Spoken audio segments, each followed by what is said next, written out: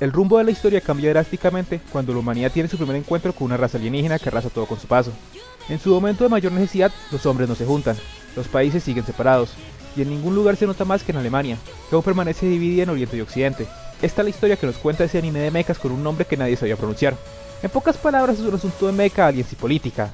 Los mechas no son el fuerte en sí, se manejan con modelos en CGI y sus secuencias de combate son relativamente genéricas. Básicamente flotan en la imagen, contrario a su descripción en las novelas donde son tratados como pesados y estorbosos.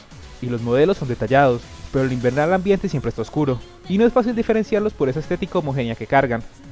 Los aliens realmente no son el enfoque. Schwarzmarken es un spin-off, aún más una precuela. Se sabe de antemano que no acabarán con la amenaza alienígena en este programa.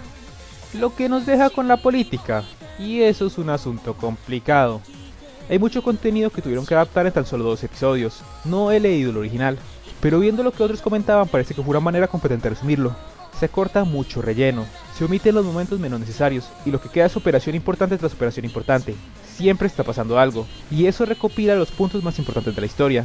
Esto a su vez causa lo contrario a los personajes. La mayoría del supuesto elenco principal son completos desconocidos. Lo único que aprendí de ella es que tiene pelo genial, y aún los que más tienen el reflector dan saltos de personaje algo bruscos, por el simple hecho que se suprimen semanas y semanas del mundo ficticio.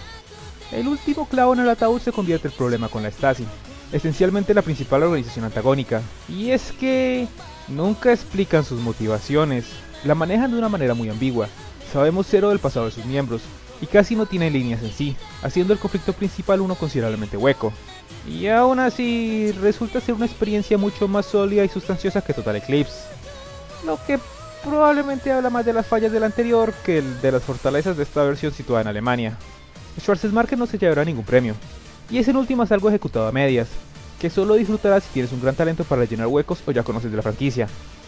Y en últimas deja claro que simplemente deberían animar la trilogía principal. Sacar tantos spin-offs sin mostrar las bases es algo que no termina de funcionar.